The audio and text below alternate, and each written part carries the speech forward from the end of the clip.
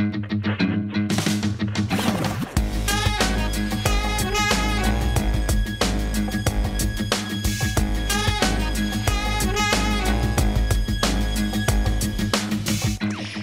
day and welcome to The Signal on CBC Radio across Newfoundland and Labrador and on your CBC Listen app. I'm Heather Barrett in St. John's. Today is Wednesday, November the 6th. On our show, we're going to be talking about technology-facilitated gender-based violence. Sounds like a bit of a highfalutin term, but really we're talking about the violence that women and gender-diverse folks face on our smartphones and our computer screens.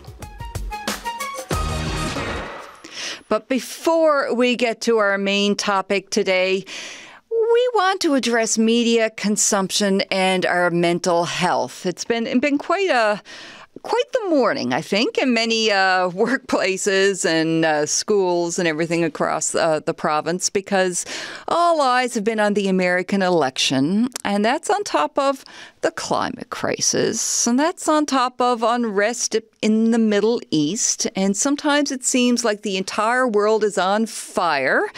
Media coverage of these events turns up the heat. And like I said, everywhere I turn today, people are talking about the American election in particular. And many of us feel like it's taken a bit of a toll on our mental health.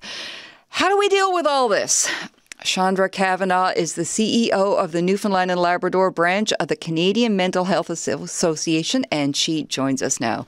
Hello, Chandra. Hi, thank you so much for having me. Oh, so how much are these global events affecting people that your organization works with?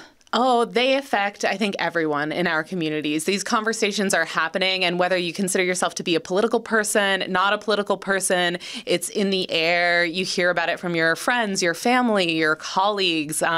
It's on the news. The news is available on a 24-hour news cycle at every moment, on every channel, and through the internet, and in so many ways in our lives. So I think ultimately we are all deeply impacted, whether directly or indirectly. And I can say for myself, as someone who actually works in the media, I find that a lot of media coverage stresses me out.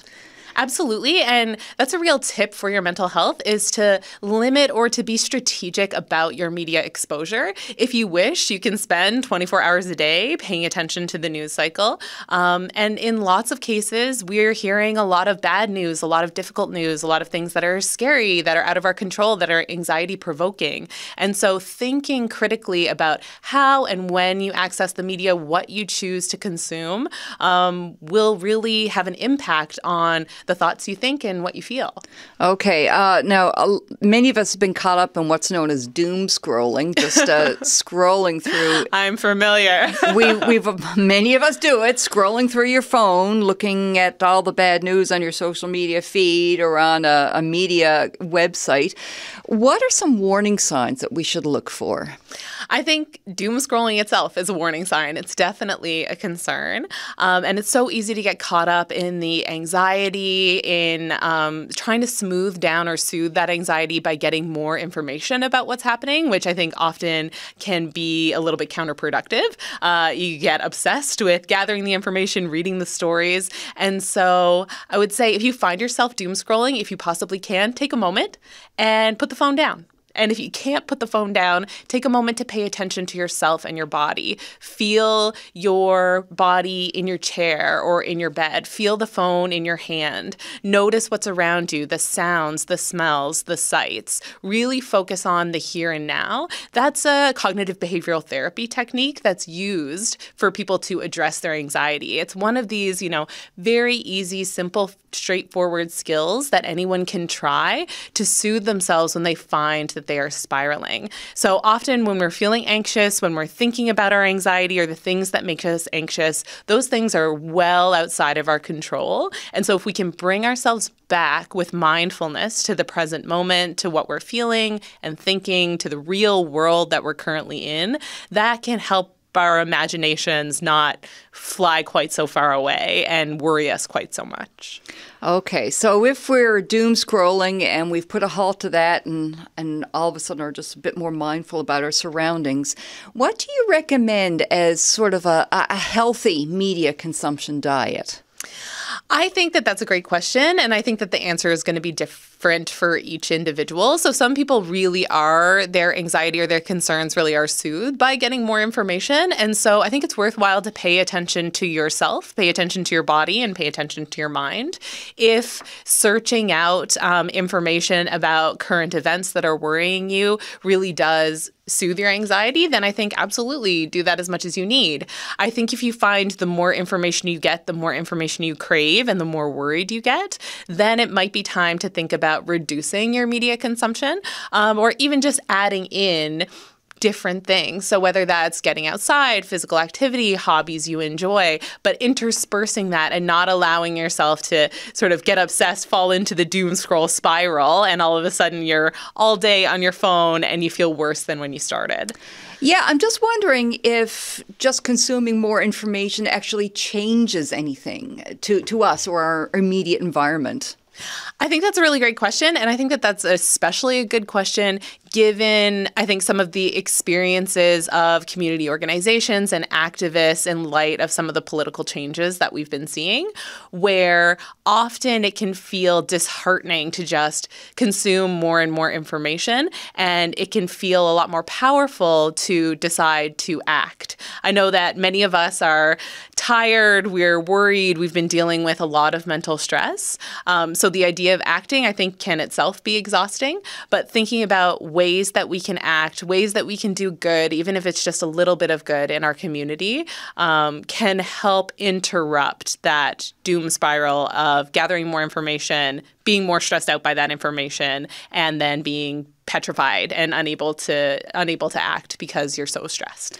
Okay, I think there's another thing to add too. I mean, I say this as someone with a vested interest. I make my living in said media organization, but I was just noticing yesterday with big world events happening, such as the American election, on our CBC website, the top two stories were about a hockey fight and the mysterious plastic blobs. Yes. So life does continue.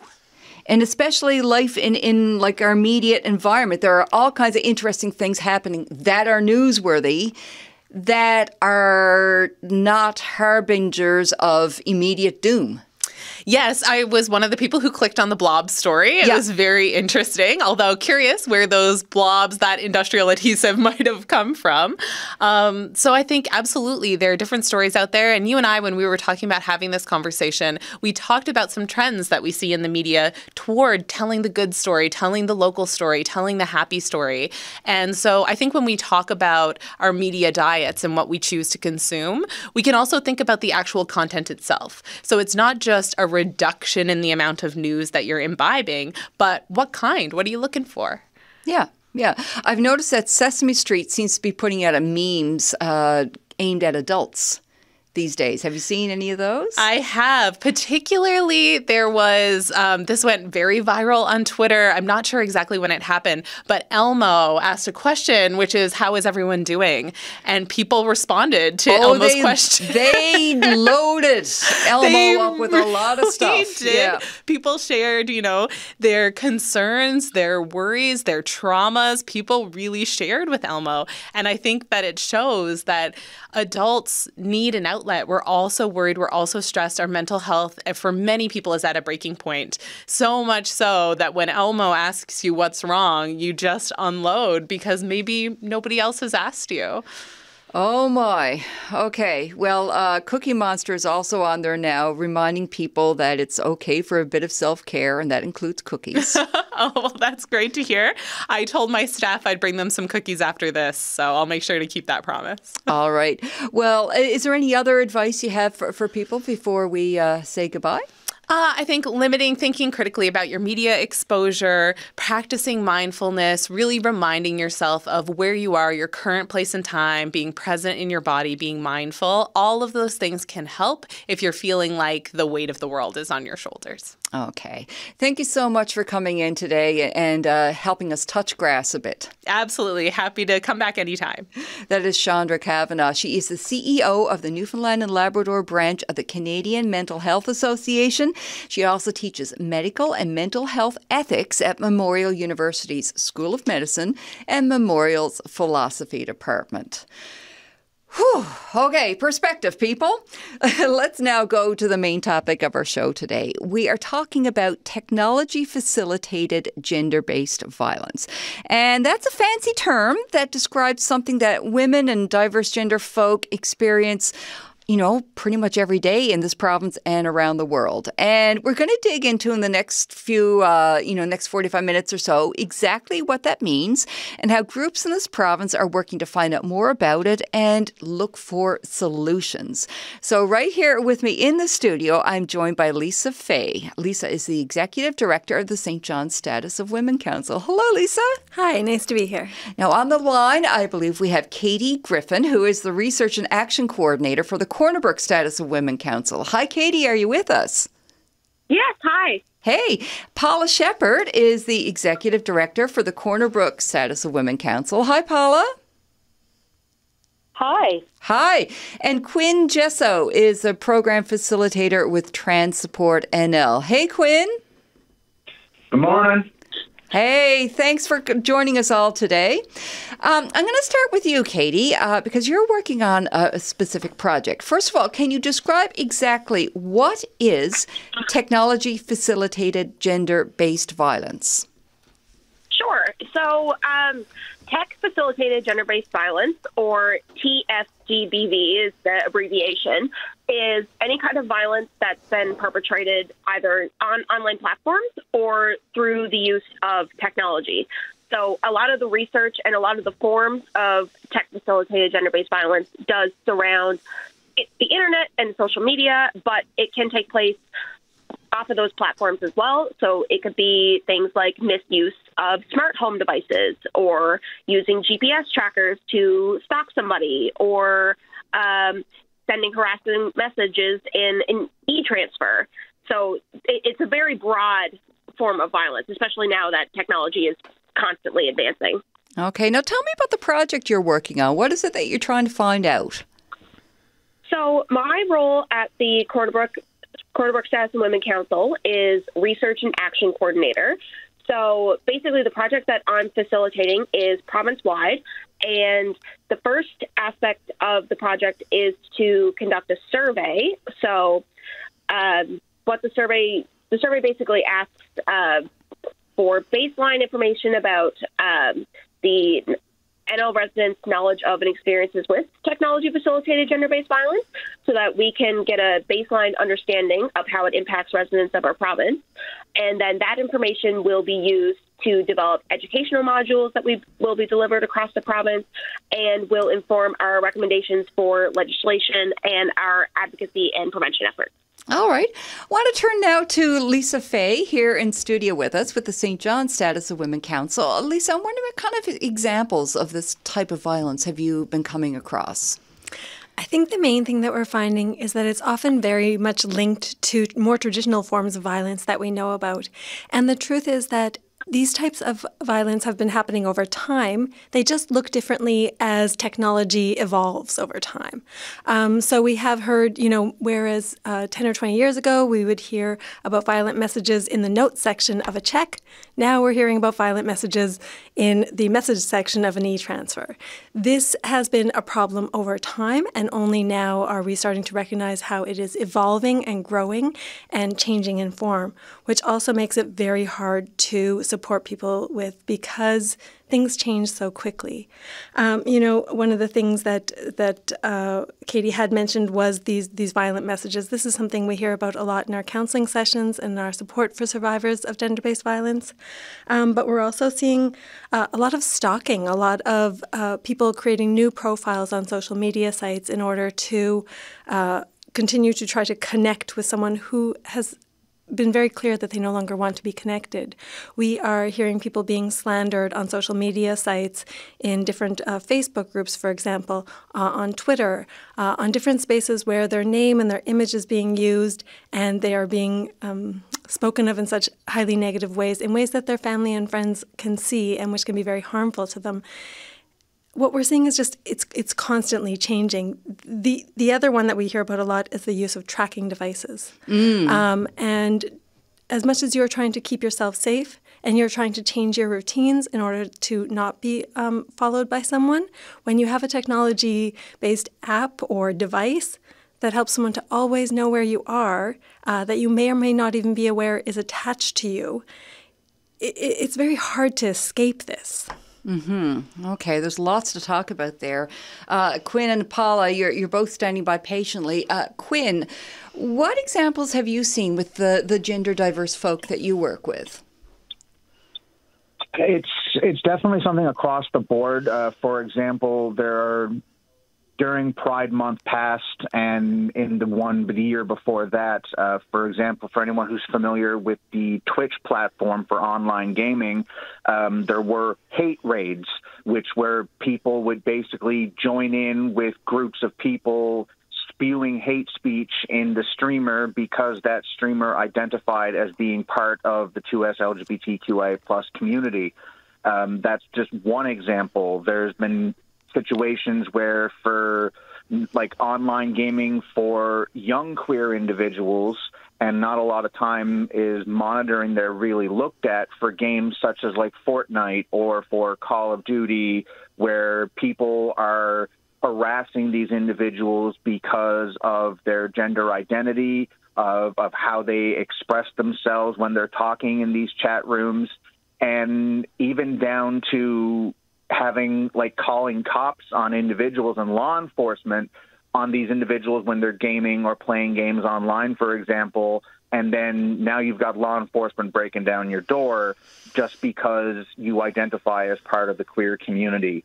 Like, it happened quite a bit in the States. There's not as many cases of it up in Canada, but it's everywhere. And even as you mentioned before, with the tracking devices of people using, for example, the Snapchat location option, so that way you can tell where people who you happen to be friends with on Snapchat, or if you're making a public story, the location of where you are is there for anybody to see.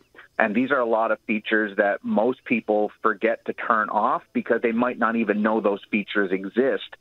So there's definitely a lot out there, and it's spread across so much of the different medium. It's on Facebook, Instagram, X, it's on Discord chats, it's on Twitch feeds, it's everywhere. And the sad part is most of the time it's not reported.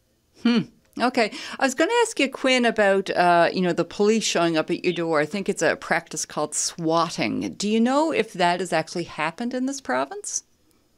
I haven't heard of any cases specifically in Newfoundland where that has happened, though I do have friends and associates on the online verse, as it were, that it has happened to. Primarily that has been in the States. And again, a lot of the times it's either not reported or it's not considered, I guess, as big news in certain areas. So it doesn't get mentioned as much, but I do know it has happened before. Now, Paula, you're standing by patiently. I'm just wondering, what sorts of examples are you seeing in your work? So one of the ones that hasn't yet been mentioned is really the non-consensual distribution of intimate images. We see that happening as well. And also the mis and disinformation that's often spread. So Lisa mentioned, slander, things like that. We used to only have to deal with maybe like office gossip. What people now have is a full platform in which to put erroneous information out about people and really spread information that they know willingly is not correct, and that can impact a large audience and can reach a large audience. And we're seeing that as well as things like deep fakes and things like that happening as well. Right, because of course AI is now factored into this. Do any of you have any sense of how AI is contributing to this situation? Anyone? Katie? So based on the survey that we're conducting, for people who may not be familiar, a deep fake is a manipulated video, image, or audio with the use of AI, and these are done to spread mis or disinformation, and can be used to depict somebody in in pornography or what have you without their consent. But based on the survey that we've done, we have 8.7% of our respondents who have experienced having a deep fake made of them. Wow. In So this is Newfoundland and something that's happening Labrador. in our province. Wow. Yeah. Yeah. There's a lot to think about here. And something that occurred to me, too, especially with social media, too. I mean, people are generating this hateful content, but there's also bots out there. So sometimes it's not even actual real people that's generating the threat. Quinn? Yes, for sure. Yeah. So when it comes to botting, a lot of that is it's a program script that will basically spew out the hatred. So like I was mentioning for the hate raids on Twitch, for example, a lot of the times those were bots that say one person may control 500 or 5,000 of these scripted bots that will mass join these groups and start just spewing hate.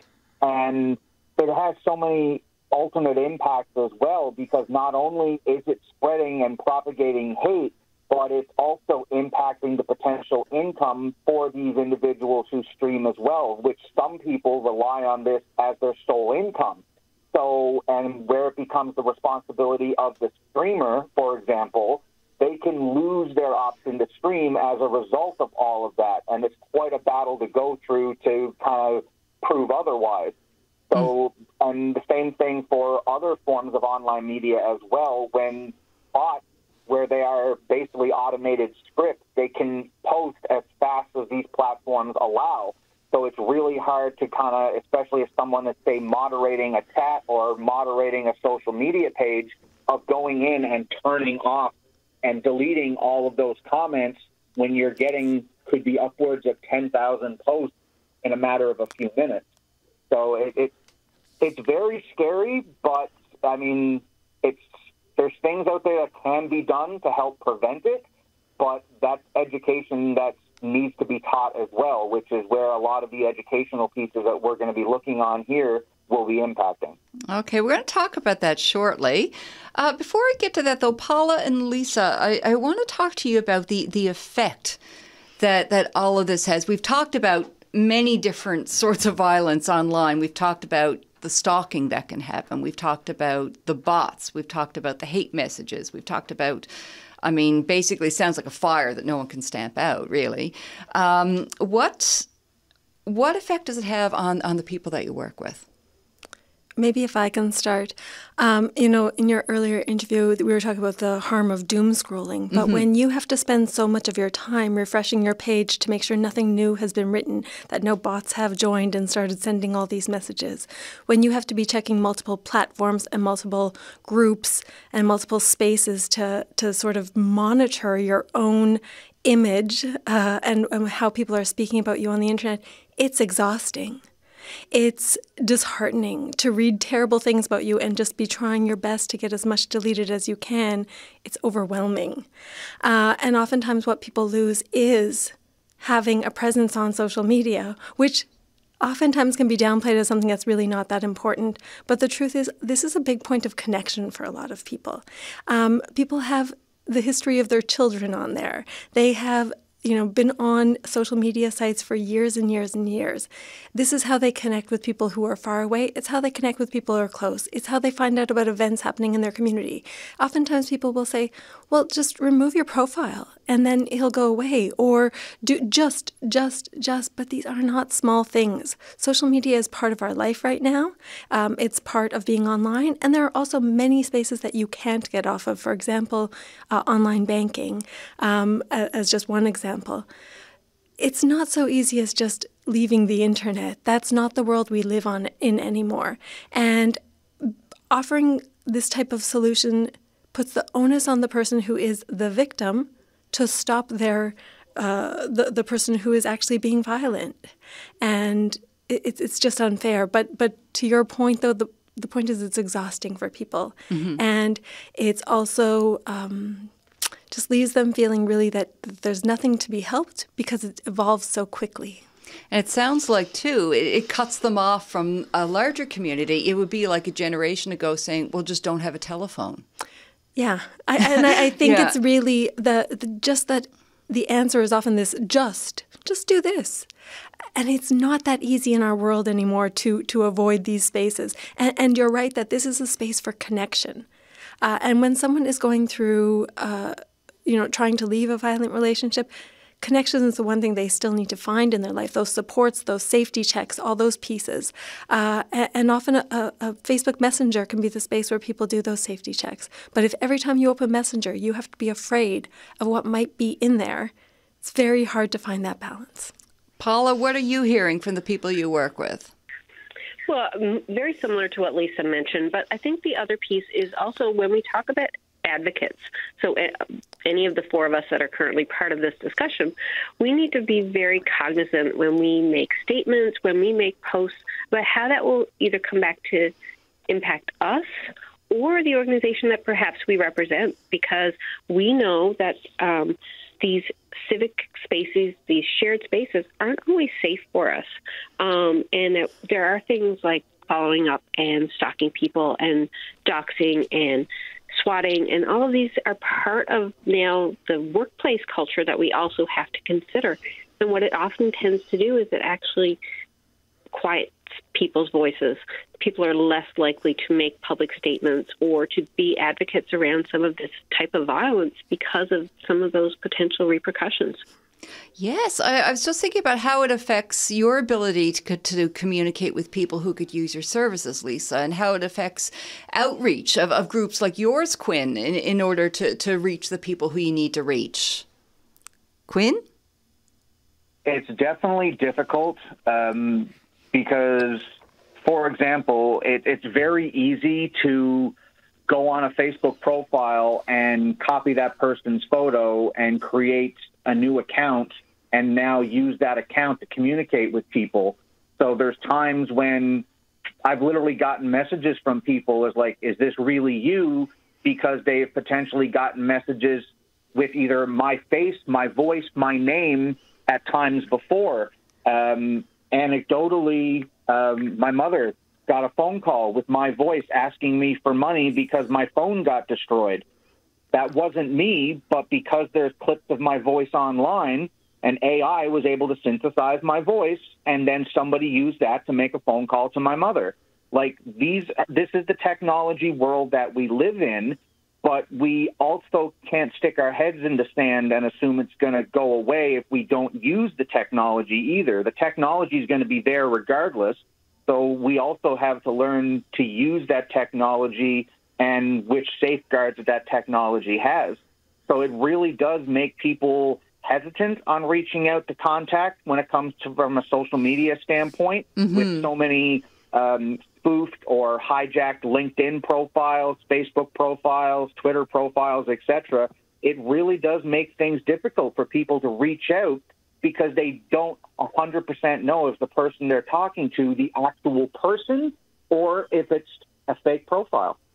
Well, it strikes me now, everything we've talked about requires work on whoever's on the receiving end of this abuse. But, like, who can help? Are police or law enforcement of any help in this situation? Katie, what do you know about that?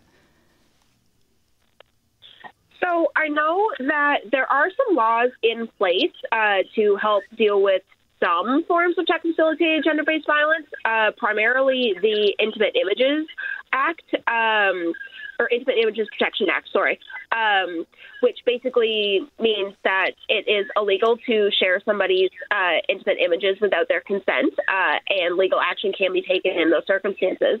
And there are some other laws around various forms of tech-facilitated gender-based violence, but this form of violence isn't like outlawed as a whole. And in terms of the police, I mean, it's difficult because, a lot of people do kind of come to this conclusion of like, well, why don't you just turn off your phone? Why don't you just, again, like putting a lot of blame on the victim when in reality it's a much larger issue than that. I saw Lisa here nodding in agreement. Like, we talk about all the safety things that victims have to do, but what can be done out there just to tell the perpetrators of this kind of violence, don't be at it? I mean, just basically, don't be at it, you know? Lisa, any thoughts on that? It's difficult for me because for years, in all kinds of gender-based violence, we've been trying to explain to people about that this is about power and control, and it's not someone who is being violent who's going to decide, okay, I no longer need power, I no longer need control, and that's what this is all about. It's about controlling the narrative. It's about having power over someone, and you have power over someone if you can follow their movements throughout the day, if you can steal their passwords and get into their CRA account. This is a real large amount of power, and it's very hard to convince someone not to utilize that. I also hear what's being said about calling the police, but I speak to so many people who are victims and survivors of gender-based violence who haven't found the right support there, even for traditional forms. I still encourage people, if they feel safe, to call the police and at least have a record of what is happening. But even more than that, I encourage people to reach out to trusted friends and family members. You don't have to refresh your page yourself. You don't have to open those Facebook messages yourself. You can ask for support if you have people you trust in your life who can support you. It's exhausting to deal with this mentally, emotionally, in all sorts of ways, and reaching out for help is really important. Okay.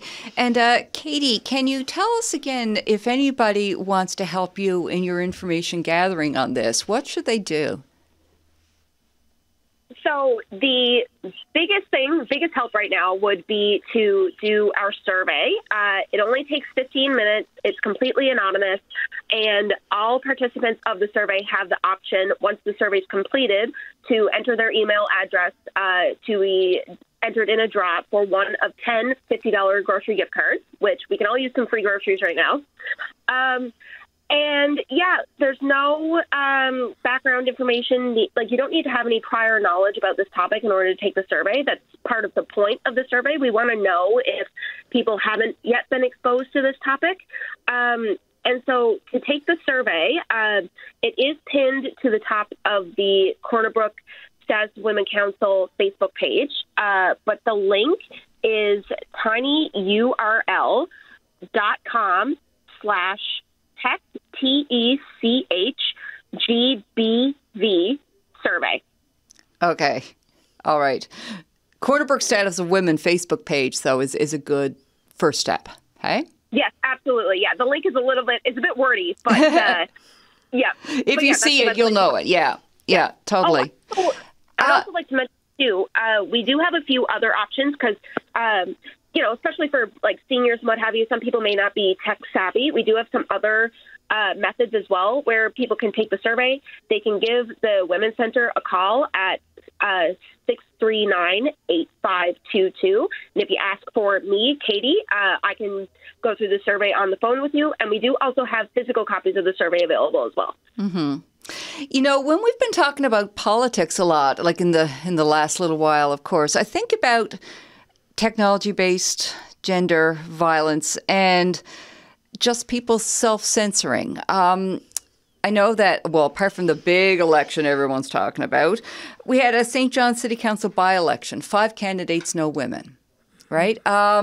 We don't know why that is for sure, but I'm just wondering from all of you, is there a sense that women or gender diverse folk just kind of maybe step back from considering a more public place in their communities because of this?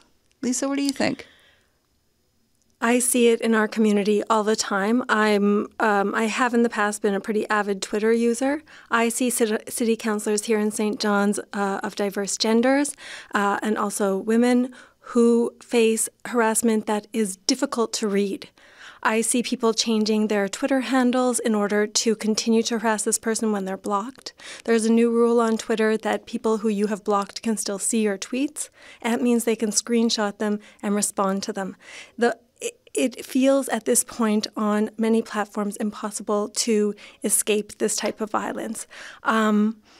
I know we need more women leaders. I know we need to see our trans community members, gender diverse community members in these positions of power. But I also understand why people wouldn't be running for office right now. To lose your peace in that way, to lose your safety, and to face some of the most challenging and public technology-facilitated gender-based violence, it's a lot to ask of anyone. I really want to thank the women and gender diverse people who do sit in those positions and know that I see what's happening and I know that it's unjust. Mm-hmm. And I know I've spoken to a number of women and gender diverse people in public situations, and they do speak of this, just the vile, words that are often thrown at them in a digital world. I'm wondering what you think, Paula and Quinn. Is this a deterrent from people maybe, that would be stepping up and contributing to their communities in another kind of way? I think it's definitely a deterrent. I mean, it's sad that we live in a world where you need to accept the fact that violence is going to be thrown at you in every which way and form just because you're trying to use your voice for the betterment of a community. I think that's incredibly sad. And for queer folk especially, whether you're trans, non-binary, gender diverse, two-spirited, whichever, you have to put yourself out there when you do this. And it's not only bringing potential violence to yourself, but it's also bringing that to your friends, family as well. Because once you're out there in the public eye, the old adage of once you put it online, it's always online. So if somebody said the wrong thing to the wrong person at the wrong time 20 years ago, that's going to come back and haunt people now. When a lot of the times people evolve over time. People change their opinions, their outlook, education comes into play, but not a lot of that's ever really kept in mind. So, you really got to watch what's being said. You really can't be in a public eye and say whatever kind of comes to mind because it can be misconstrued, it can be contorted, it can be changed, and it's all based on who's reading it at the time. And it's an interesting world we live in, and I truly hope that it gets better, but we're going to have to go through some rough patches first. Yeah, it's pretty heavy. And if anyone listening wants to weigh in, you can send us a text. That text number is 709-327-8206. You can also send us an email, and that email address is thesignal@cbc.ca. Now, just to be the devil's advocate here, what do you say to people who say, okay, that's just online trash talk, that doesn't really play into real life? Like, you're in no real danger. It's just people getting on with stuff online. Like, what do you say to people who say that? Paula? Well, I think, first of all, we know that, sadly, what happens online often translates into offline behaviors as well. So we're seeing increasingly unsafe situations that continue offline where people receive threats. Their safety is threatened. They may actually experience physical harm as a result of things that started online. So it definitely is not something that remains just in one sphere.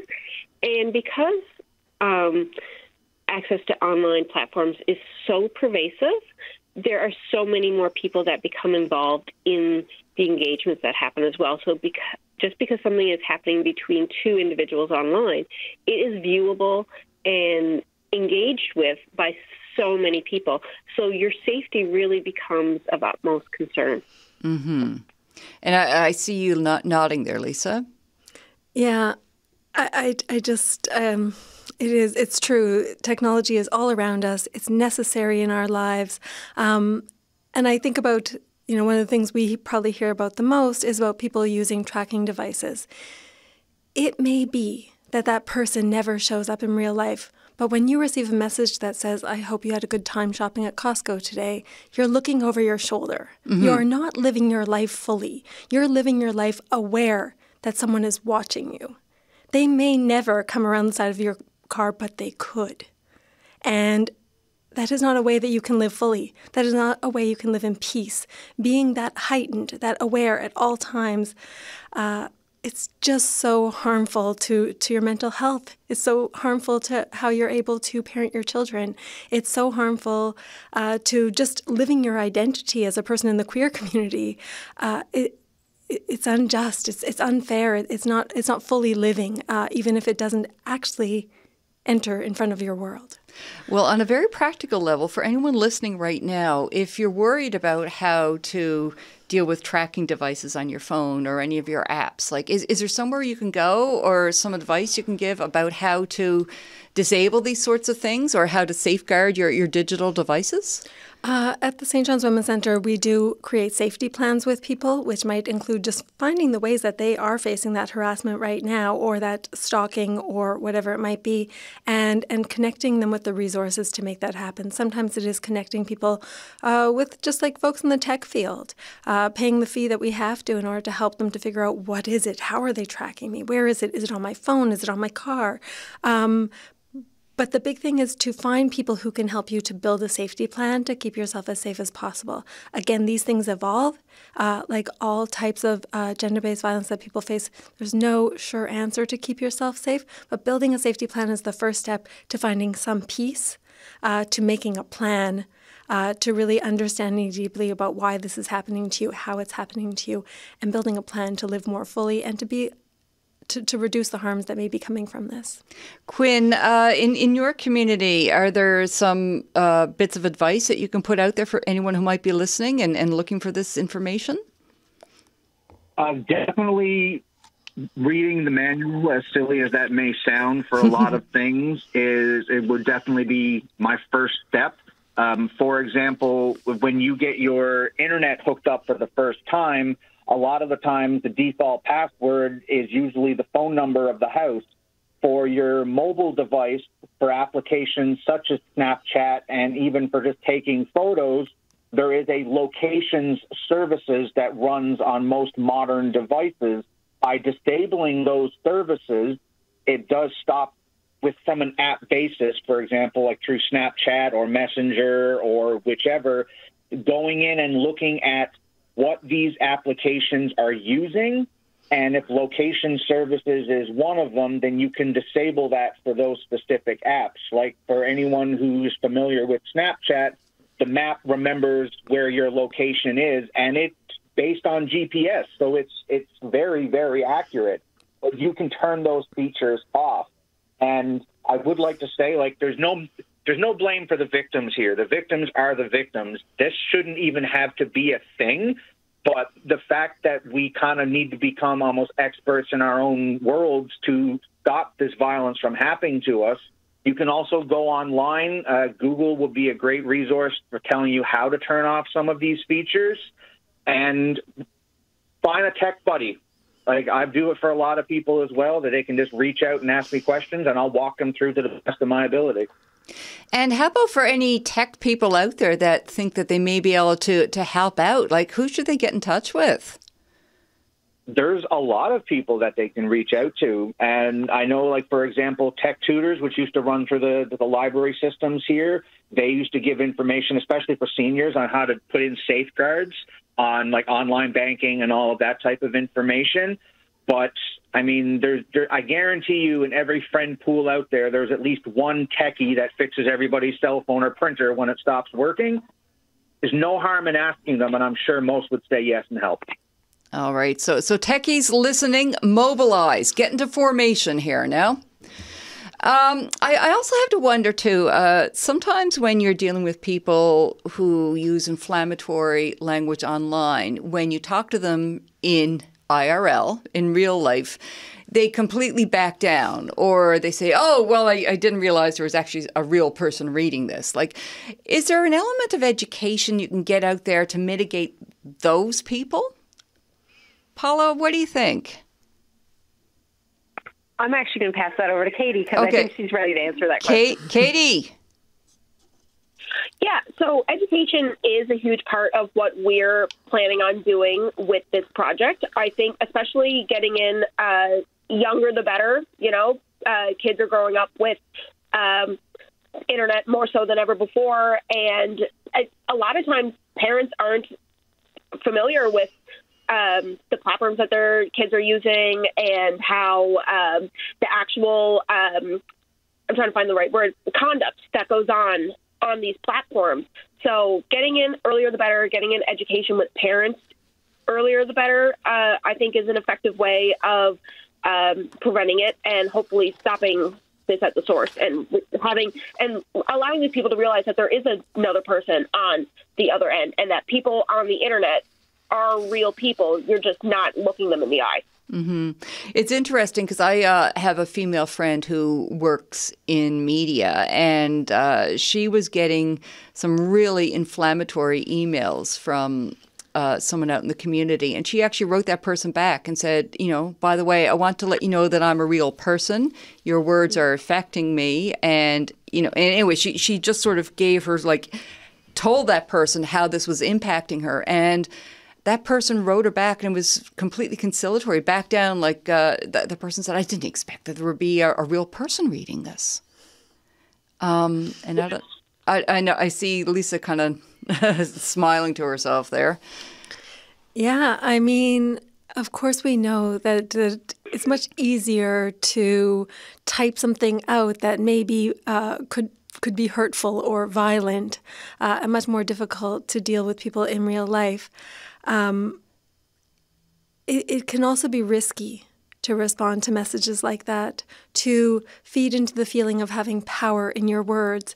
It can at times be encouraging, but it's also that in the first place, before you get to the point where you can respond, you have to read those messages. You have to read these things being said about you. And the harm is done.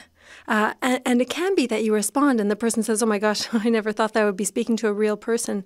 But it can also happen that they think, great, now I've got her attention and they can go further. It's very hard to know what your best safety plan is in that case. Is it best to just block that person and ensure that their emails don't even make it to your inbox? That may be the best safety plan for you. But the response is unpredictable. Mm-hmm. And again, what we're finding, for people in public figures, they may be facing more of this violence by strangers. The people that we're talking to at the Women's Center, the sex workers that we're talking to from our SHOP program, they are facing this behavior from people that they know. From people, there's always this belief in stranger danger before, but we know that it's actually often the people that we know personally that can be the most dangerous to us. So yes, I think responding has its own risks too. And that's the thing, is none of us know what the best way to manage this is. A lot of it is really just trying to find ways to survive it, ways to ensure that your online, your own reputation is managed somehow despite what's being said about you online, that your own mental health is okay despite reading things about yourself that may or may not be true, but that might be no one's business if they are. It's a bigger issue than strangers online, although that is also an important issue, and women don't deserve to receive those messages either. Mm-hmm. Okay, Paula, any thoughts on that? Obviously, we echo a lot of those sentiments. And I think one of the areas that we haven't yet focused on is really the designers of some of these technology apps. And what we've noticed is that there really isn't a perspective or the experience of survivors often isn't considered in the design. And so we need to think about those type of features as well, so that there is an ability to block and filter content in users, that there's consent and informed consent really provided, so that people can be clear about how their information is being shared, what is being shared, and that there's an ability to report abusive behaviors, including offline behaviors of people that might, in terms of behaviors that might start online but move offline. So those are some of the things we also need to consider. Mm-hmm. I'm wondering now about legislation and technology companies. Like, what role does legislation play in this right now? Anyone? I think legislation obviously has a role to play. Part of the problem is that legislation is slow to be enacted, and technology is moving so fast that it's almost impossible to stay current. Yeah. Yeah, that's it. By the time you get to legislation, yeah, a lot of time, especially when you're talking about technology, has elapsed. Yeah. Are there any like information sources or any safety sources that all of you refer to when people come to you with these issues? Like, are there good sort of places that you turn for the advice you're looking for? Katie? So a lot of the research that I've done, like a lot of the sources that I've used for this project has come from Tech Safety Canada. They have toolkits on their website that are really, really good resources for how to combat different forms of tech-facilitated gender-based violence, and they also have resources there for parents and caregivers for how to teach their children about these issues. There is also cybertip.ca, which is, they do have some informational resources there, but they do also, it's also a reporting service, so it's for reporting online exploitation of children. But yeah, they also have some good information on their website as well. Okay. I mean, is there a little bit of light at the end of the tunnel for this situation, Quinn? I mean, it seems kind of bleak, unfortunately, our discussion has been today. But is there something there that it's some good that can come out of this? I think there's going to be good to come out of it, and most situations, in the most part, because people are learning, and the queer community is, like, we are learning faster and better every other day, and same thing with every other group out there. And coming together as a community, as I'm sitting here at a table with Paula and Katie right now, and coming together to build these programs, build these projects, get the education out there, that's the light. The light is the community partners coming together. They see a problem, they want to fix it, and we're going to do the best we can to make sure that everybody is safe in the end. All right. And Quinn, can you remind our listeners how to contact your organization if they feel that they could reach out to you for something? So our organization is on Facebook and on web as well. It is tsnl.org, and that'd be the easiest way to go about to find us. If anybody within on the West Coast is looking to reach out to me directly, you can go at Quinn at tsnl.org. That's QINN at tsnl.org. All right. And how about Paula and Katie with the Corner Brook Status of Women? How can they reach you? So, as I mentioned earlier, they can always call the Women's Center at 639-8522. Or if they have any questions about this particular project, they can email me directly. So my email is techgbv, so TECH, G as in Gary, B as in blue, V as in violin, dot cbswc@gmail.com. Okay. A lot of letters. All right. Lisa, how about in St. John's? It's always best to just give us a call, 709-753-0220. We have free counseling services on Tuesdays and Wednesdays, including today. We have a system navigation support person on Friday mornings who can help you to think through these issues if you're facing challenges with tech-facilitated GBV. But we're always just happy to have a conversation and to help you build a safety plan. Paula, I think you're trying to say something and I accidentally cut you off. No, that's okay. The only thing I was going to add was, you can also find us on our social media, on Instagram or on Facebook. And we have both our Corner Brook Status Women Council Facebook and Instagram, but we also have one specifically for this project, which is related to tech-facilitated gender-based violence. So if you look for that, you will also find more information. Okay. Well, listen, I want to thank all of you for taking the time to spend with us on The Signal today and discuss this and spread some awareness of the situation, spread some awareness of the information that you're trying to collect to make some change and make things better, and to throw out some resources and solutions. Thank you so much, Paula Shepard and Katie at the Corner Brook Status of Women, and thanks to Lisa Fay here in St. John's and Quinn Gesso as well out on the West Coast. Thanks so much, everybody. Thank you. Thank you. Thank you very much. Thank you. And thank you to everyone who's been listening on The Signal. If you have anything that you'd like to add, drop us an email, thesignal@cbc.ca. And you can always catch episodes of The Signal on our podcast. You can just get that wherever you get your podcasts. You can also see and hear The Signal on CBC Newfoundland and Labrador's YouTube page and catch up on back episodes there. I'm Heather Barrett. Thanks for listening. See you tomorrow on The Signal.